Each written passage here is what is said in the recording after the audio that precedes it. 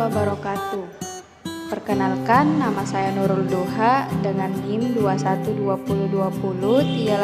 2120203862088076. Program Studi Pendidikan Agama Islam, kelas PAI 13 Institut Agama Islam Negeri Parepare. Mata kuliah Belajar dan Pembelajaran dengan dosen pengampu Dr. Ahdar SAG SOS MPDI. Di video ini saya akan membahas mengenai gaya belajar visual. Sebelum membahas mengenai gaya belajar visual, terlebih dahulu kita perlu mengetahui apa sih gaya belajar itu. Gaya belajar atau learning style adalah suatu karakteristik kognitif, efektif, dan perilaku psikomotoris sebagai indikator yang bertindak yang relatif stabil untuk pembelajaran, merasa saling berhubungan dan bereaksi terhadap lingkungan belajar. Macam-macam gaya belajar. Gaya belajar auditori berfokus terhadap pendengaran, dan gaya belajar visual berfokus kepada penglihatan. Kemudian, gaya belajar kinestetik yaitu belajar dengan melibatkan gerakan.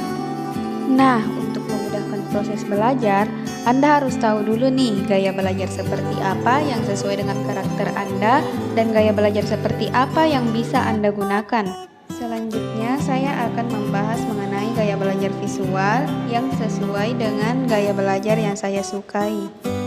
Gaya belajar visual berfokus pada penglihatan. Saat mempelajari hal baru, biasanya tipe ini perlu melihat sesuatu secara visual untuk lebih mudah mengerti dan memahami.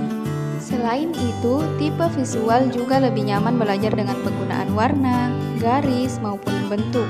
Itulah mengapa yang memiliki tipe visual biasanya memiliki pemahaman yang mendalam dengan nilai artistik seperti paduan warna dan lainnya.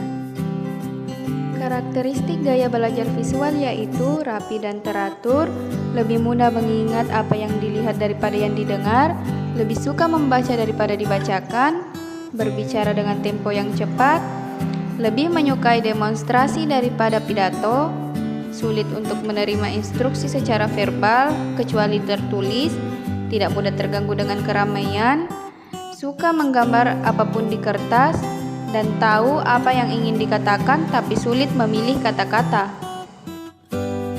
Cara belajar yang tepat untuk visual yaitu 1. Membuat mind mapping untuk memudahkan belajar. 2. Gunakan spidol warna-warni saat membuat catatan. 3. Saat belajar bisa sambil doodling supaya lebih fokus. 4. Membaca buku yang tidak hanya tulisan saja tetapi juga memiliki ilustrasi. 5. Belajar dari gambar maupun video belajar yang menarik.